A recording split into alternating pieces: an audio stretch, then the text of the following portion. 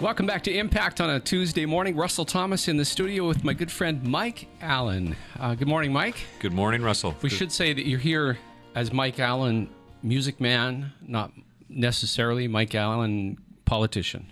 I'm absolutely here just as Mike Allen, community music guy. Fellow trombone players. We could have done duets back in the day. I honestly haven't. I have not played a trombone in probably 20 years. I ended up selling mine, but I used to be proficient, not like you. It's never too late to take it back up again, and I tell all kinds of adults that, even if you want to start something, it's never too late to start an instrument as well. Yeah, people keep telling me that. Well, we're here today because I was somewhere, I think, heading into Saskatchewan when we heard the sad news that Ken Flaherty had passed away. And for those of you who are asking, well, who's Ken Flaherty? There was a time when Ken was arguably one of the most well-known musicians, music champions, and music mentors in our community. That's fair to say. I would say so. Ken was a singer, songwriter, but it wasn't just about Ken getting his own music out. It was about sharing the path. And he worked a lot in promoting music and music education. And Fort McMurray lost a good friend. He was one of my longest friends in town. I've known him I've been here 25 years, and I knew Ken from the day I first moved here. I bought Campbell's music from Murray Campbell, and Murray and Ken used to play together back in the 80s and early 90s. That was a very sad day. It was very sudden and unexpected. But we did get a chance to go out and celebrate his life last weekend. A lot of memories. Brought up a lot of memories. Well, this show is called Impact, and I think of Ken, and when I first came to town, which was a little bit after you, it was 1996, and at that time, Ken would host a show on the local radio station called McMurray Music. Yeah, we got a chance to talk about that a lot last weekend as well.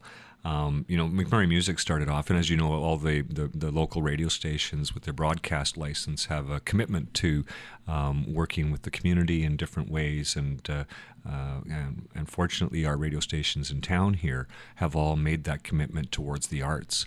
Back then, it was 9:30 CJOK under the OK Radio Group, and 12:30. 12:30. No, I think it was It was 9:30. Yeah, at 9:30 that ended up then going to 93.3 on the FM dial. I'm going to check on that, but you know why? Because I actually did have to check on it. Yeah, I did. It was 12:30. I thought it was something else, and then I was there when we flipped it, so it became 93.3. Anyway, we digress. Yeah, you can clip this out later. Honestly, once we get our facts checked, it's actually. We both have to do it. Is it? I had to look it up though. I always remembered it as 9:30 for some reason. Maybe it was the time that I did the show with you. Yeah. But it was every Monday morning. Yeah. No, but that was a show that was done initially in studio. There was, and then we later on branched out, and I know Campbell's Music then was a sponsor, and we started broadcasting live. But really, what it was all about, McMurray Music really was about promoting McMurray musicians, and showing the world, or all of the listening audience of the station of the day, what McMurray had to offer in talent. And we just had such a wealth of talent out there. Singers, songwriters, top 40 bands, you name it. And we went through a number of different venues after that. I mean, we used back then it was Cowboys. We had that venue for a little while, and then moved over to the Boomtown Casino. And once a month, this was a show that aired live. But Ken really was the pioneer of that show. He knew all the talent in town, and really he was just out there promoting the fact that why look any further? We have such a huge wealth of talent here. Ken was always there for me in those early years of Interplay. Ken and Dale Forche and those guys, and they just brought a level of proficiency on the one hand, but on the other hand, they brought original material, which to me as a producer back in those days, it was important. It was nice to showcase people creating new work in our community. Well, they because Ken played with a few bands, a couple of different bands, but it really became after a while. I mean, he played with Kevin Meek for a very long time, and they do have a recording out together that is still out there in the market. But after a while, for quite a long period of time, it was the Ken and Dale show, and both Ken and Dale were songwriters, so they just got to know each other's music. And it was always really interesting to see how the other would put a spin on or put their own little flavor to the other performer's composition. And it. But some of those songs that we even heard a couple at his celebration of life last week that just brought back such strong memories. So, I had to go back and pull out my Ken Flaherty CDs and my just to listen to them again. And the memories are still strong. It's like it was yesterday. But he left such a great legacy behind that will live on. And it, but he also at the same time left a big hole in the McMurray music scene. Ken Flaherty is who we're talking about this segment. Ken was a longtime McMurray resident, ended up retiring down to the Lac La Biche area and passed away a number of weeks ago from a brief battle with cancer. And he was employed, I believe, Suncor? He was with Suncor for Fire many department? years. No, he was in safety then at the end. Okay, Yeah. okay. But and then even once he retired from Suncor, and had moved to Lac La Biche, Suncor hired him back as on contract. And Ken was just known as you were leaving an event or as you were leaving work, whatever. It was he'd just give you a wink and say, "Be safe." Yeah. He was, but he was kind of the guru out at Suncor, I think, for the safety program and some of the training programs that they had. But he always made an effort to stop by the music store to say hi and have a coffee, and we'd tweak his guitar or do something. Yeah. It was just Ken was just he was a friend to all, and I think that there wasn't anyone who met him that wouldn't like the guy. He just had one of those personalities that was outgoing and warm, and always had a joke in his back pocket. My guest today, Mike Allen, a longtime business leader in our community and a music and culture leader as well. And we're talking about Ken Flaherty, who passed away quite recently, was a huge impact in the music community. We're going to continue with more of Impact right after this.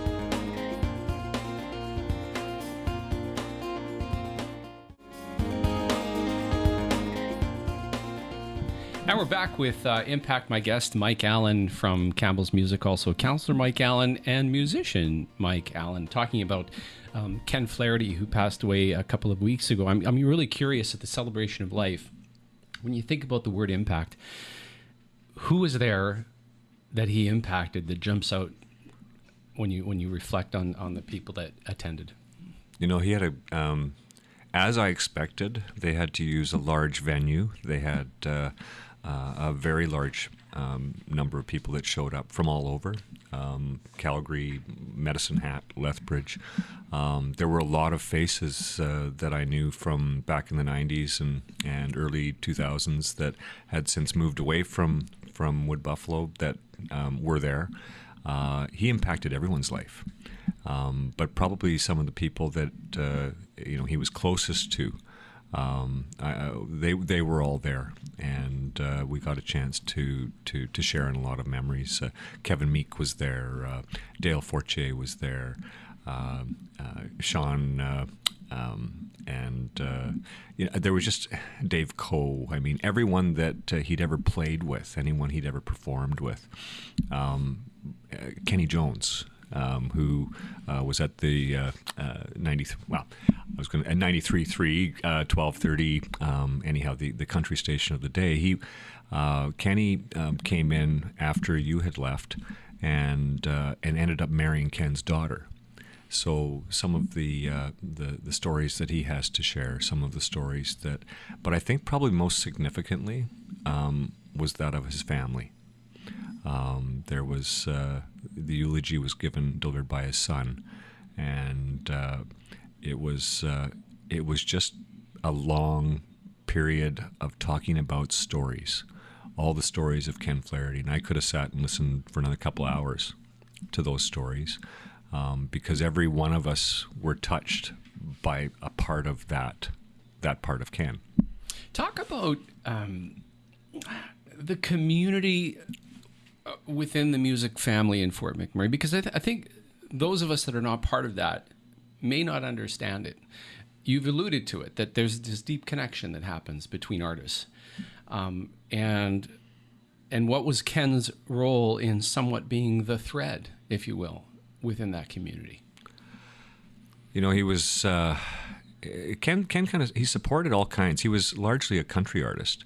But I noticed that people that he played with and people who watched him, or people who, in my case, I used to do sound for them. I used to just come over and do their mix before they did a show in one of their events here in town.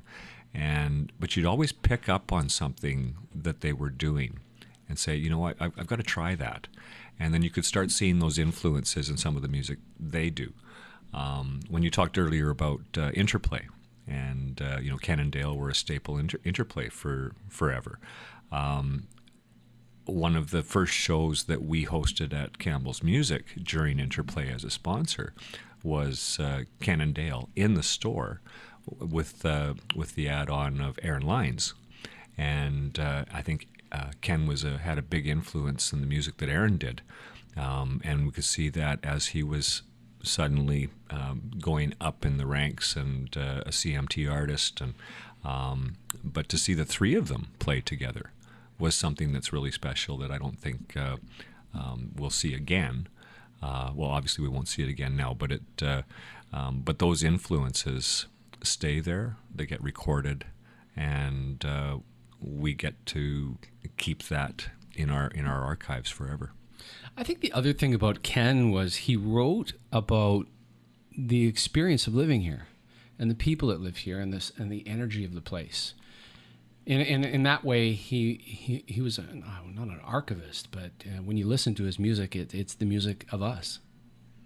It is, and a lot of his music and a lot of the songwriting he did was based on experiences. He sang about people. He sang about experiences. You know, the Cherry Whiskey Blues is probably one of my favorite songs that he did.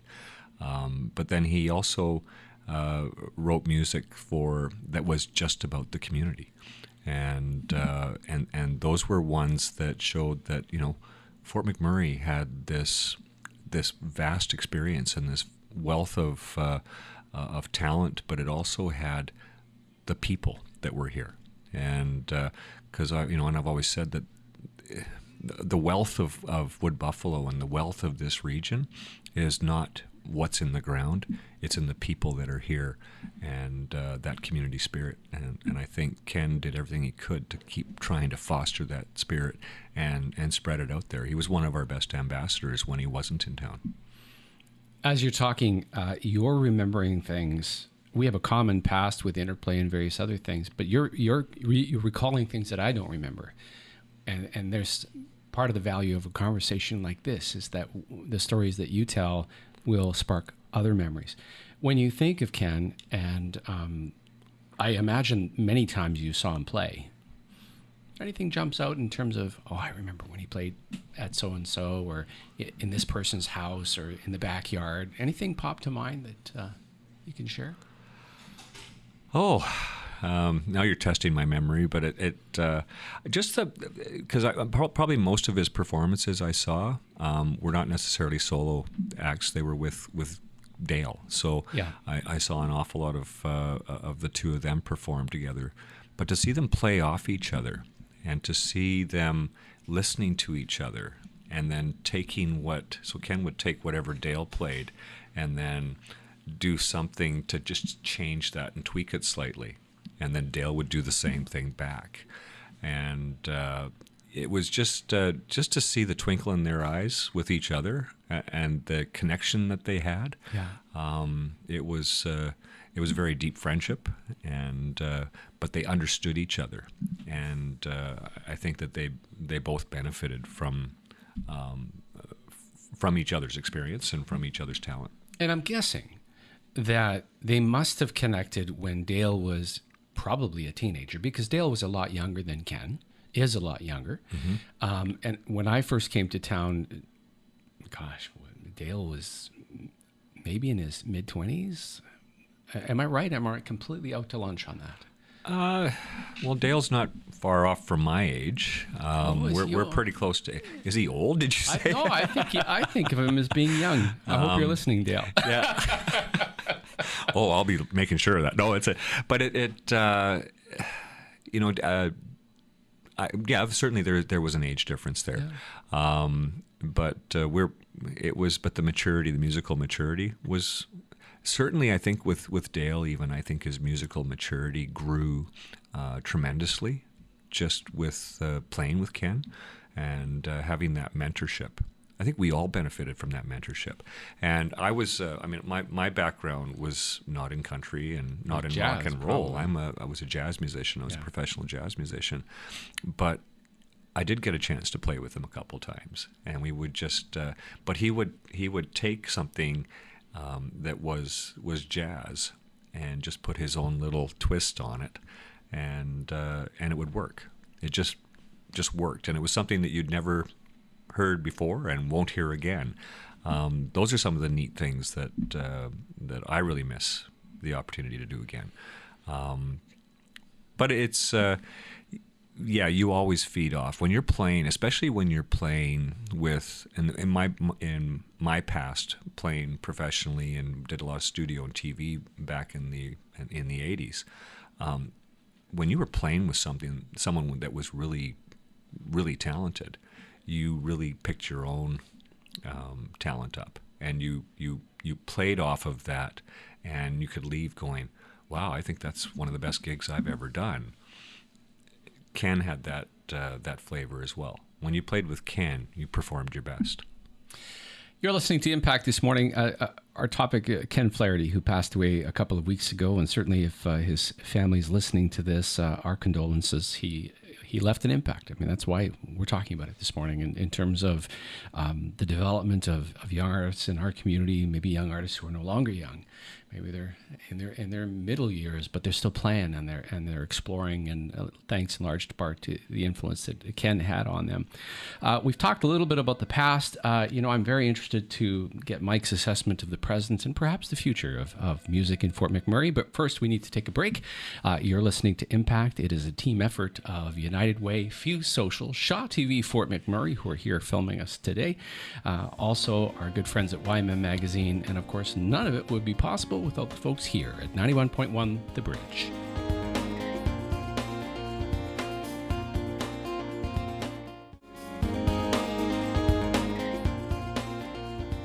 Welcome back to Impact on a Tuesday morning in the middle of the summer.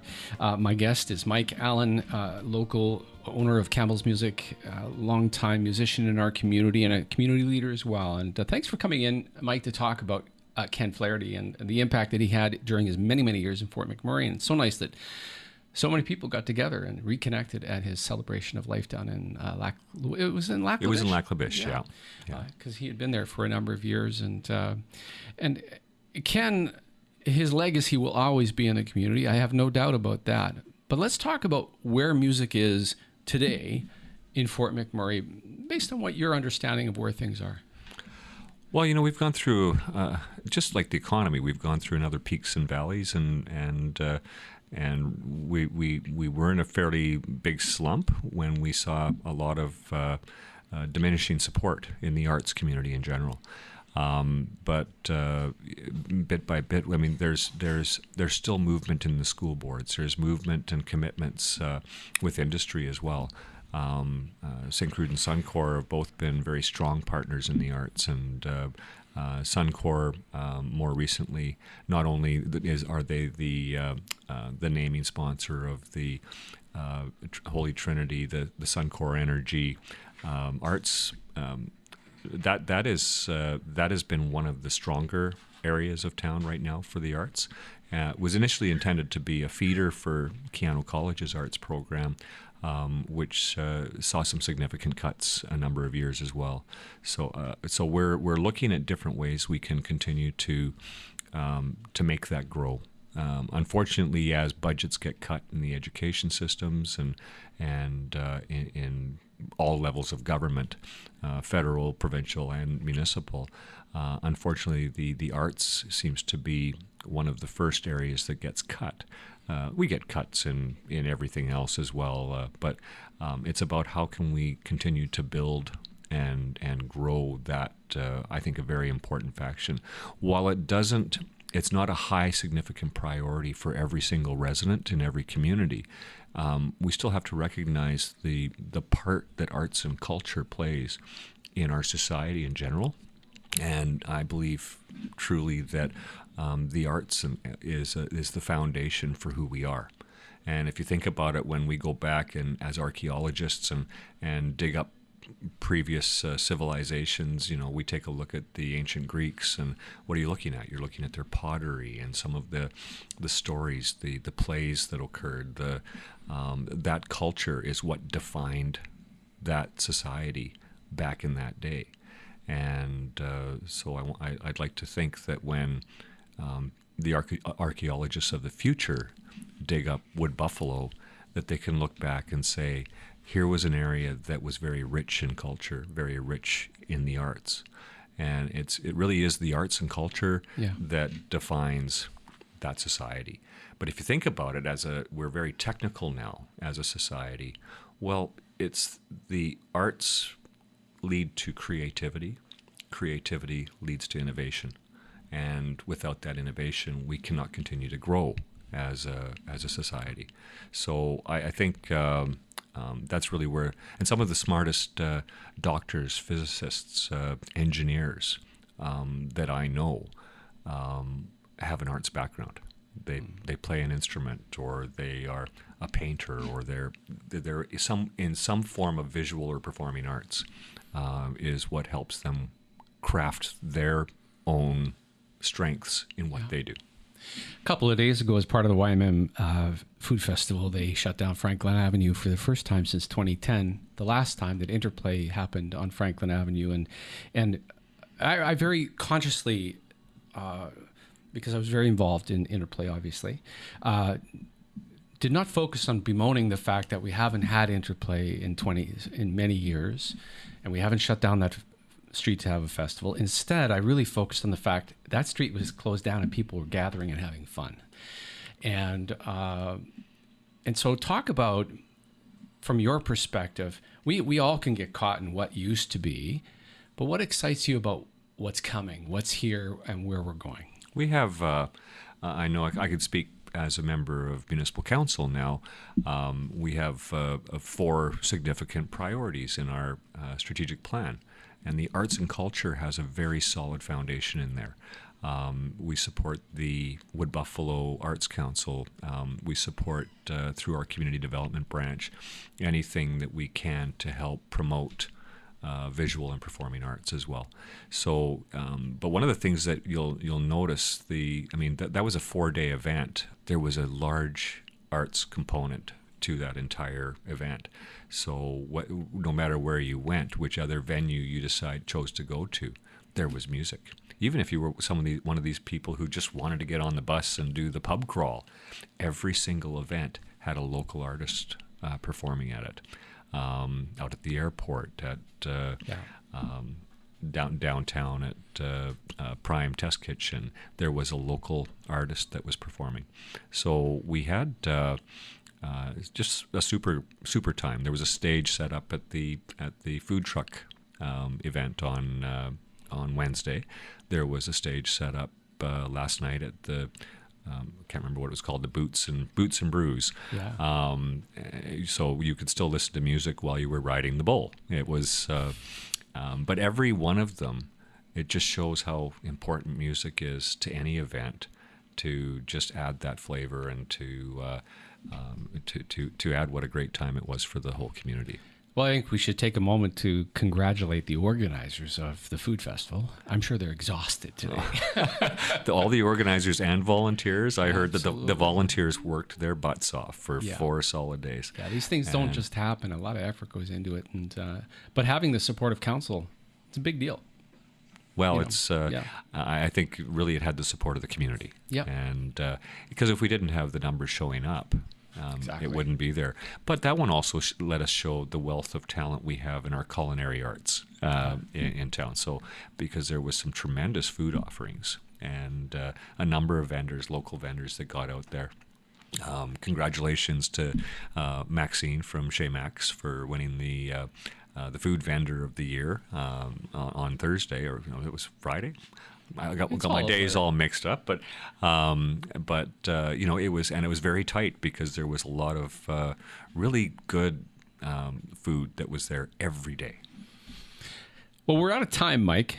We could talk about the arts probably for 4 hours straight, but thank you for your leadership and sharing memories of Ken today. Oh, my pleasure. And I'll just tell you, Ken's legacy lives on, and it will continue to live on. And this fall, of course, we have the Awards of Excellence for Arts Council Wood Buffalo, that are brought by Arts Council Wood Buffalo. And this year, there will be the Music Award will be in Ken's name. Oh, that's awesome. Mike Allen has been my guest here on Impact. We've been talking about the impact that musician Ken Flaherty had on this community and continues to have. He passed away a number of weeks ago, and our deepest condolences to his friends and family. Impact is a team effort of United Way, Fuse Social, Shaw TV, Fort McMurray, YMM Magazine, and 91.1 The Bridge.